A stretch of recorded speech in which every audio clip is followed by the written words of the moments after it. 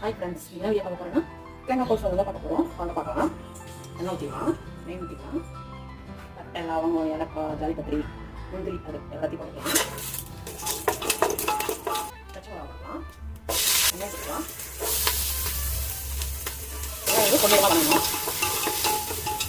போடலாம், தேங்காய் கொத்தமல்லி போட்டுக்கலாம், பீன்ஸு, கேரட்டு எல்லாத்தையும் போடலாம். நல்லா காயெல்லாம் வதங்கிடுச்சு. தேங்காய் பால் ஊற்றிக்கலாம். இந்த டம்ளரில் வந்து 1.5 டம்ளர் போட்டுக்கிறேன். மொத்தமாக 4 டம்ளர் தண்ணி ஊற்றிக்கலாம். 2.25 டம்ளர் இருக்குது. மீதிக்கு தண்ணி ஊற்றிக்கலாம். வந்து அரிசி போடுவான். தம்மு போட பார்க்கலாம். தம் போட்டலாம். இது வந்து 15லேருந்து 20 நிமிஷம் வச்சா போதும். சாப்பாடு ரெடி ஆகிடும்.